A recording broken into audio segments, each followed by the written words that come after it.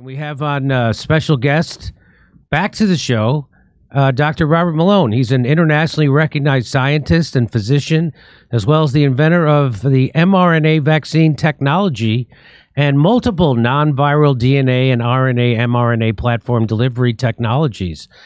Dr. Malone has approximately 100 scientific publication credits with over 12,000 citations of his work. During the pandemic, Dr. Malone emerged as one of the severest critics of the COVID vaccines and mandates, resulting in his views being widely censored on social media platforms. Welcome back to the show. Thanks, Jimmy. Good to see you. You've been burning up the airwaves. I appreciate you noticing. What I have noticed is that here's a funny story. I don't know if I ever told you this, but when we did your interview on this show 2 years ago, I know it was 2021, so I guess that's 3 years ago. Yeah, and so I was afraid to get kicked off YouTube, so we didn't do it live, and so we videotaped it, and then I sent it. At that time, I had a liaison with YouTube. They would appoint, if you had a big enough channel, they would give you a liaison so that it would help facilitate your channel, and he would give you ideas on how to get your views up and all that stuff and make sure you didn't run afoul of their censors.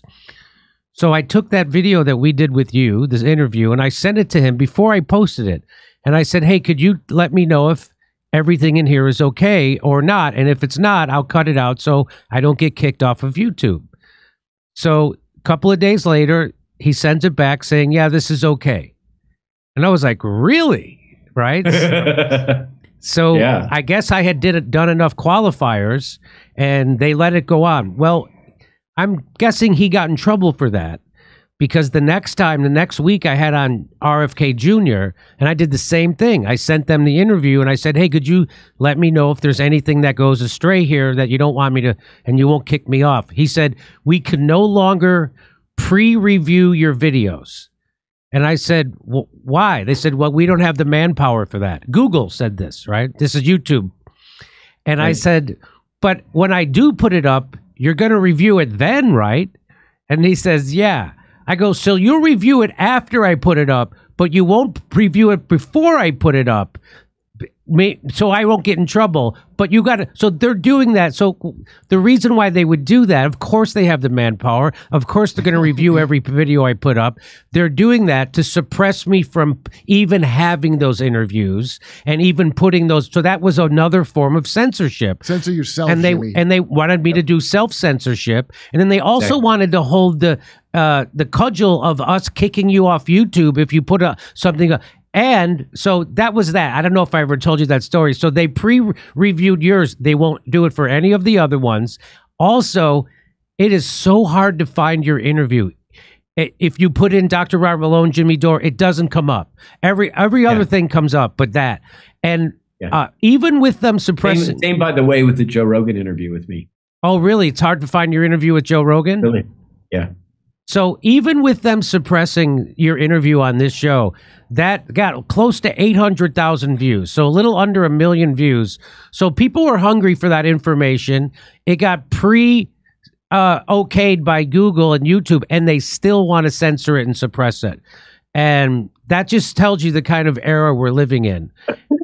Well, back then, just to reel back, the big crime was talking about ivermectin. Right. Not a jab. And it was when I did the Brett Weinstein Dark Horse podcast, which you'll recall that was the trigger that got Brett demonetized. Right. By YouTube. And that was a huge hit for him and his family. His sin was not our discussion about the jab with Steve Kirsch, but rather his advocacy for ivermectin.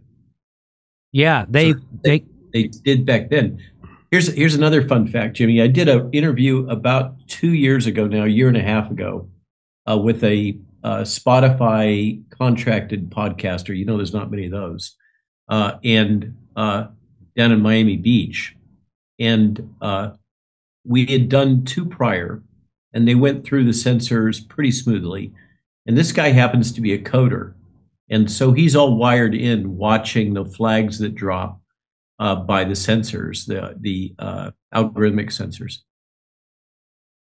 And so we had a good chat, and I talked, among other things, about Bobby, just as you're referring to. And he didn't think anything of it, uploaded the thing, and it got kicked out. And he went back and reviewed where the flags were. As soon as we started talking about Kennedy, that's what caused it to be rejected. There's just his very name in Google land is toxic. Yeah, because he tells a lot of truths about their biggest advertisers that they don't want you to know. So that's why that was, by the way, the trigger that got Tucker Carlson kicked off of Fox. Now, RFK Jr. had told me personally that Roger Ailes said that if Roger Ailes allowed RFK Jr. on one of his news shows, that he would have to fire that host because he was going to get a call from Rupert Murdoch because 70% of their advertising comes from Big Pharma. Well, as soon as he had RFK Jr. on, the next week he was kicked off Fox News. The guillotine dropped, which in retrospect might be a good thing. It's hard to say, but Tucker certainly hasn't suffered. I think it's actually a good thing for America because now Tucker is just like when they took his advertisers away. I remember I asked Tucker Carlson, because what brought Tucker Carlson and I first talking was his coverage of Syria was the same as my coverage of Syria. We were telling the truth about Syria and the Syrian war, which you're not allowed to do. You're not allowed to tell the truth about war on corporate news because it's funded by the military-industrial complex.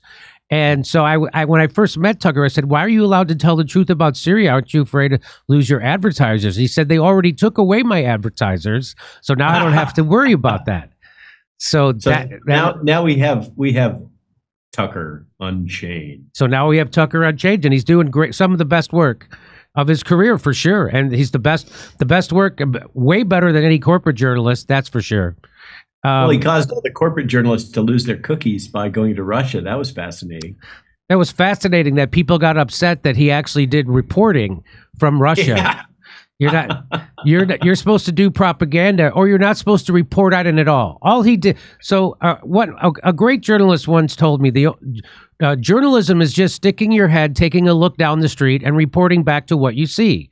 That's all journalism is, right? And that's what Tucker Carlson did. He went to Russia, he took a look around, and he told people what he saw.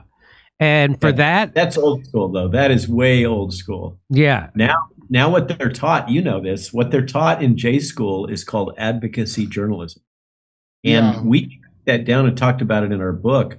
I tracked down the grants that the Bill and Melinda Gates Foundation has given to the J schools across America to fund their transformation into advocacy journalism advocates.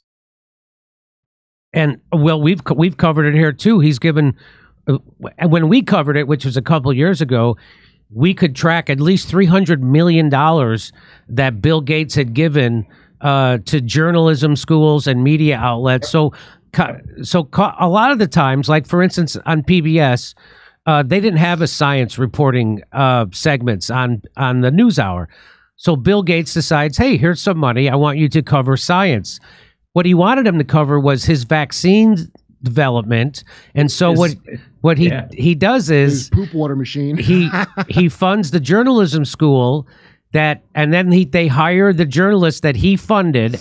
And then he gets an NGO, which he also funds, to report on the vaccines that he's developing. So then and then they do it on a news platform that he also funds. So he funds the news platform, he funds the journalist that's working for the news platform, and he funds the NGO. I think there's a slang word about that we're going to censor here. We're just going to call it circle blank.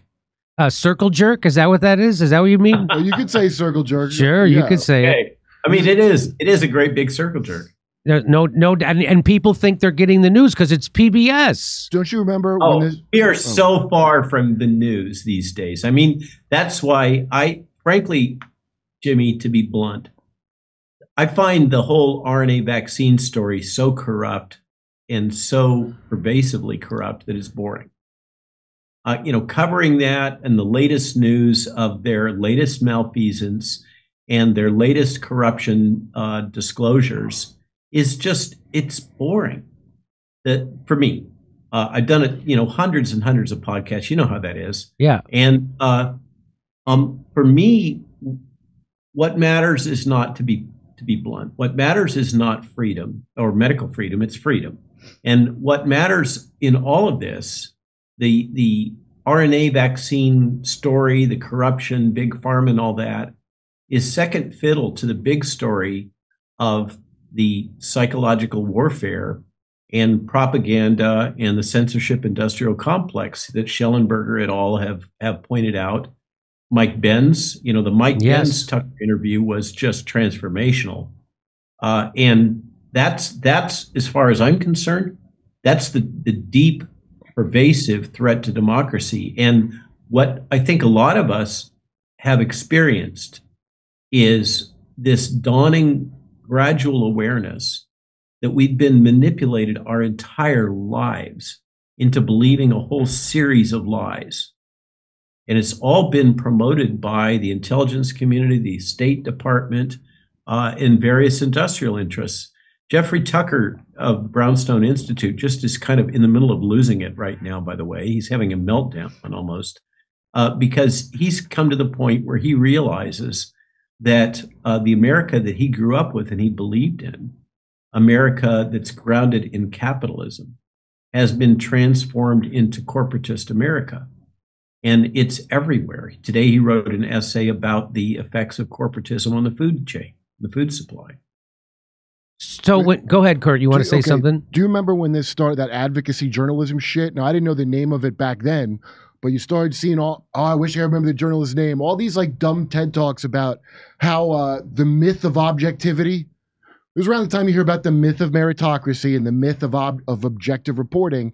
And there was a movement to say, no, you shouldn't be objective because you can't be anyway. Kind of like anti-racism. You're just automatically racist. And if you're trying not to be, it's even more racist. You're exactly right. Yeah. This is another wokeism agenda item. And it underscores this thesis that reality is subjective. And so you might as well substitute people's feelings and beliefs in lieu of actually attempting to identify true facts.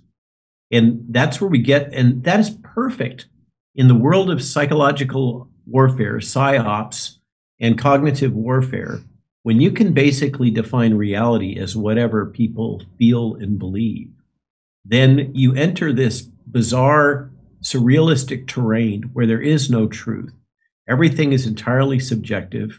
And it's basically the loudest and most dominant voices get to define what is truth and reality. That's where we're at right now. They explicitly say it.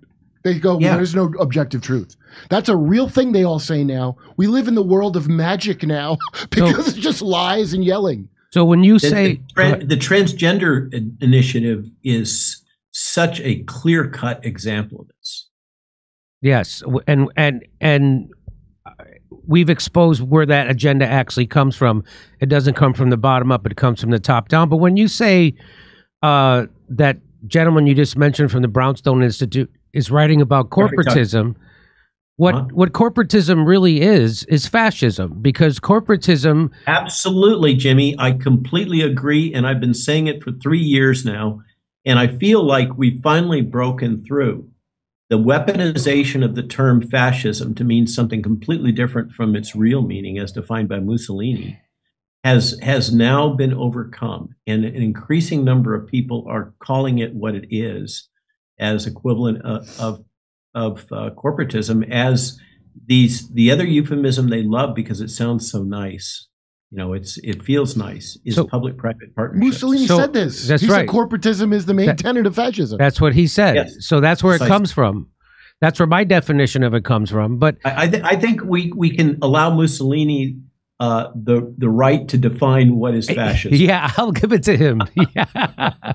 So I don't know if you saw when I had Cornel West come on my show, and he came on my show as a hero, and he left as an embarrassment.